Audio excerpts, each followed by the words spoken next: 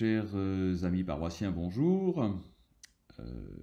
Comme je vous l'avais déjà annoncé dans la précédente vidéo, j'aimerais approfondir avec vous les sacrements de l'initiation. Et aujourd'hui, je voudrais vous parler plus particulièrement du sacrement du baptême, mais cette fois-ci en partant de l'Écriture, et notamment du chapitre 2e de la Genèse et du chapitre 1er de saint Marc. Dans le chapitre 1er de la Genèse, il est dit que l'homme a été créé à l'image et à la ressemblance de Dieu. Autrement dit, bien que nous soyons créatures, eh bien, il n'en demeure pas moins que nous pouvons entrer en relation avec le Seigneur. Et comme le disent si bien les pères de l'Église, nous sommes capables de Dieu. C'est-à-dire que nous pouvons devenir participants de la nature divine. Autrement dit, être divinisés. Ça, c'est le premier chapitre. Et puis, l'homme ne peut pas vivre sans la femme. Ce qui fait l'image de Dieu, c'est cette relation amoureuse de l'homme et de la femme. Et ceci est confirmé dans le chapitre 2 de la Genèse, puisqu'il est dit « Il n'est pas bon que l'homme soit seul, je vais lui faire une aide qui lui corresponde. » Et Adam, tiré de la côte, Ève, tirée de la côte d'Adam, va devenir sa femme, et quel n'a pas été l'émerveillement d'Adam en voyant Ève. Voici l'os de mes os et la chair de ma chair, autrement dit, enfin un être qui m'est égal et qui me corresponde vraiment, avec qui je peux entretenir une relation de communion.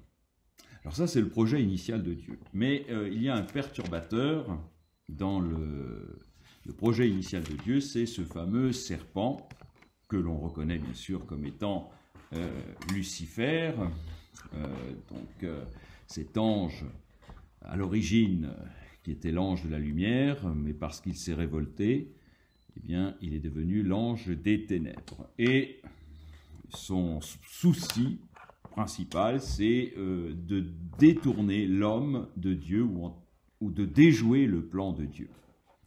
Avec bien sûr la permission divine, parce que Satan ne veut pas agir sans la permission divine. Il demeure quand même une créature de Dieu. Alors, quand Adam a été placé dans le jardin d'Éden, Dieu lui a dit « Tu peux manger de tous les arbres du jardin, mais de l'arbre de la connaissance du bien et du mal, tu n'en mangeras pas, sinon tu mourras. » Qu'est-ce que cela veut dire? Ça veut dire que ce n'est pas parce que je suis une créature à l'image et à la ressemblance de Dieu que je suis une créature libre, que je peux faire tout et n'importe quoi. Dans la création, il y a des lois physiques et il y a aussi des lois morales que je ne dois pas transgresser, et ce pour mon bien et mon bonheur. Satan, lui, va dire tout le contraire, en disant « Bah non, tu es créé à l'image et à la ressemblance de Dieu, donc tu peux faire tout et n'importe quoi, ce qui peut te paraître bon, eh ben fais-le, hein, en dehors de l'ordre établi par Dieu. » Alors c'est sûr que c'est une invitation qui peut nous plaire, hein, et d'ailleurs Ève va tomber dans le panneau et elle va manger de l'arbre de la connaissance du bien et du mal pour devenir comme Dieu. Eh bien, nous en voyons les fruits. D'abord, Adam et Ève, une fois qu'ils ont goûté aux fruits défendus, vont découvrir qu'ils sont nus. Ça veut dire quoi?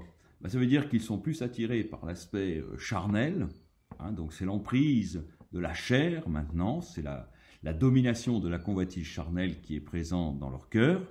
Hein, ils sont plus attirés par ce qui est charnel que par ce qui est spirituel. Donc on n'est plus, si vous voulez, dans cette relation de communion. Et d'ailleurs, ça va être confirmé par Dieu lui-même, puisque Dieu va dire, eh ben, maintenant tu séduiras ton mari, et ton mari te dominera. On n'est plus dans cette relation de communion, mais plutôt dans cette relation de séduction et de domination. Mais ce n'est pas tout. Qu'est-ce qui se passe? Eh bien, il se passe que quand Dieu va essayer d'aller à la rencontre de l'homme et de la femme, qu'est-ce qui se passe? Eh bien, Adam va se cacher. Et il dit, j'ai entendu ton pas dans le jardin, j'ai eu peur, et donc je me suis caché. Donc, Dieu n'apparaît plus comme un père, mais plutôt comme un tyran qui veut du mal. Donc une fausse image de Dieu finalement. Et puis, c'est pas tout, c'est que Dieu, se promenant dans le jardin, dit à Adam, où es-tu? Alors qu'il a créé Adam et Ève à son image et à sa ressemblance, il devrait quand même le reconnaître. Mais parce que Adam et Ève sont défigurés par le péché, que Dieu est incapable de reconnaître en Adam son fils et en Ève sa fille. Adam, où es-tu? Voilà ce que produit le péché. Donc, il y a une relation qui est blessée entre l'homme et la femme, une relation blessée entre Dieu et l'homme, et puis une relation aussi blessée entre l'homme et la création. Il n'y a plus cette harmonie, cet équilibre, puisqu'il est dit, c'est dans la peine que tu en tireras ta nourriture tous les jours de ta vie, et le sol te donnera épines et chardons. C'est à la sueur de ton visage que tu gagneras ton pain.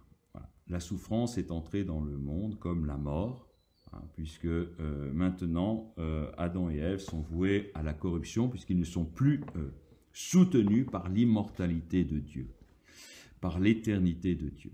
Et ce qui est très intéressant, c'est que ensuite, eh bien, Adam et Ève vont être expulsés du jardin d'Éden. Ils n'auront plus droit à l'arbre de la vie, c'est-à-dire à l'éternité. Et des kéroubim, des archanges, armés d'un glaive fulgurant, vont garder l'accès de l'arbre de vie. Plus d'éternité. Alors, fort de ce que nous savons maintenant d'après le livre de la Genèse, j'aimerais reprendre avec vous, alors cette fois-ci, le baptême du Christ.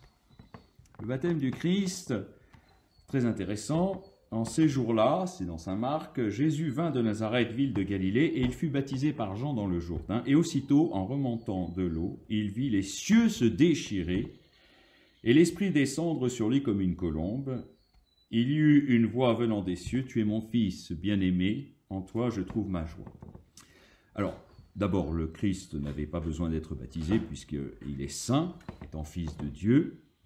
Mais par son baptême, il voulait montrer ce que serait notre baptême.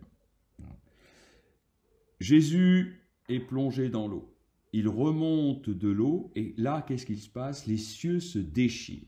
Alors, vous avez une très belle prière dans le livre d'Isaïe. Le peuple d'Israël aspire, demande à ce que les cieux s'ouvrent pour que la grâce d'en haut descende. Ah, si tu déchirais les cieux et si tu descendais. Et bien voilà qu'avec le Christ, ça s'accomplit. Les cieux se déchirent, l'Esprit Saint descend sur l'humanité de Jésus et il entend cette voix du Père, « Tu es mon Fils bien-aimé en qui je mets tout mon amour. » Eh bien, au jour de notre baptême, eh bien, les cieux vont se déchirer. Nous savons que l'arbre de vie était gardé par des chérubins, que nous étions expulsés de la vie éternelle. Et bien maintenant, les cieux se déchirent et la vie de Dieu, l'amour de Dieu, l'Esprit Saint descend en moi. Et j'entends cette voix du Père, « Tu es mon Fils, tu es ma fille bien-aimée en qui je mets tout mon amour. » Rappelez-vous, dans vos jardins d'Éden, eh bien, Adam, où es-tu? Dieu ne reconnaît pas sa créature. Mais parce que le baptême restaure en moi ma dignité d'enfant de Dieu, Dieu me reconnaît comme sa créature. Et l'Esprit de Dieu demeure en moi. Eh bien, c'est cela le baptême. Nous sommes devenus enfants de Dieu, nous avons été rendus participants de la nature divine, nous sommes des créatures nouvelles. C'est ce que le Christ a voulu manifester lorsqu'il a été baptisé. Frères et sœurs, à très bientôt. Alors ce soir, je vous donne rendez-vous pour l'apéro Zoom, hein, pour ceux qui le désirent. Je vous ai envoyé un mail avec tous les liens possibles pour que nous puissions être connectés ce soir à 20h. À très bientôt, au revoir.